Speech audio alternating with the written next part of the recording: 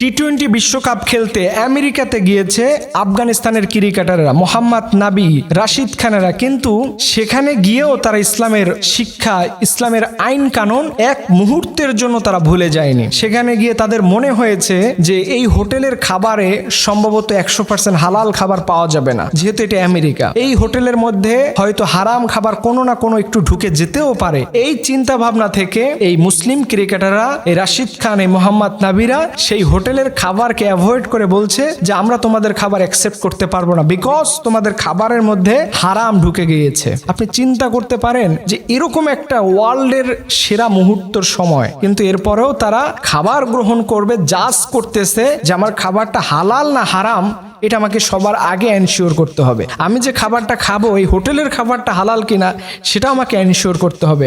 যখন তারা ক্যালকুলেশন করে দেখলো যে না, এই খাবারের মধ্যে ঝামেলা থাকতে পারে, এই খাবারটা পরিপূর্ণ পিওর নয়, এরপর থেকেই মোহাম্মদ নাবি, রাশিদ খানেরা এই খাবারের হোটেল তো অ্যাভয়েড করেছে, এই হোটেলকে তো বয়কট করেছে। এরপরেও তারা বলছে যে আমরা প্রয়োজনে নিজে রান্না করে খাবো, বাট কখনো আমেরিকান কোনো হোটেল আমরা আমাদের খাবারগুলো কিনে খাবো না। আপনি একবার চিন্তা করেন যে এটা আমাদের দেশে প্রেক্ষাপটে হলে আমরা কি করতাম? আমরা সামান্য কারণ ইসলামের বড় বড় বিধানগুলো ছেড়ে দিই, নামাজ ছেড়ে দেই, হালাল ছেড়ে দেই, হারামকে কাছে টেনে নেই। অথচ দেখেন তারা হোটেলের খাবারের সন্দেহ হওয়ার কারণে এই আফগানিস্তানের ক্রিকেটাররা সে খাবারগুলোকে অ্যাভয়েড করে বলছে যে না, আমরা এই খাবার এক লোকমা পরিমাণে আমাদের পেটের মধ্যে আমরা নিতে পারি না, বিকজ এই খাবারটা সন্দেহযুক্ত, এটার মধ্যে হারাম থাকার সম্ভাবনা আছে, কারণ এটা হচ্ছে আমেরিকা। আপনি একবার চিন্তা করেন যে তাদের ইসলামটা কোন জায়গাতে আর আমাদের ইসলামটা আজকে কোন জায়গাতে।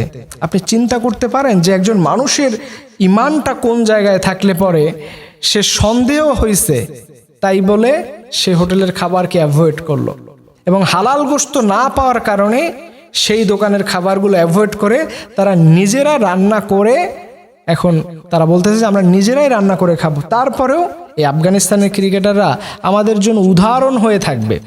এবং এই দৃশ্যপট গোটা পৃথিবীর মানুষকে অবাক করলো যে ওরা ক্রিকেট খেলতে এসেও হোটেলের খাবারের সন্দেহ হওয়ার কারণে সেই খাবারগুলো অ্যাভয়েড করতেছে।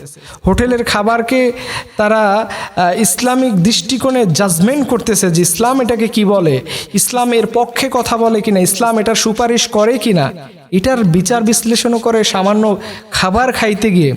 এরকম একটা চিন্তা ভাবনা আজকে ইউরোপ, আমেরিকান মানুষদের মধ্যে একটা ইম্প্যাক্ট, একটা প্রভাব বিস্তার করবে যে আফগানিস্তানের ক্রিকেটাররা এসে আমাদের হোটেলের খাবার খাইতেও দ্বিধাবোধ করে, বিকজ তারা ইসলাম ফলো করে।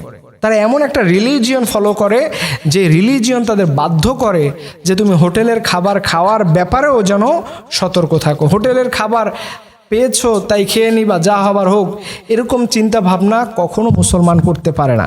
এখান থেকে শিক্ষা হলো যে আমরা যেন ইসলামের প্রত্যেকটা বিষয়কে এইভাবে করে নিজেদের মধ্যে লালন পালন করার চেষ্টা করি, এবং ইসলামিক অনুশাসন মেনে যেন আমরা আমাদের আগামী দিনগুলোতে এগিয়ে যাই।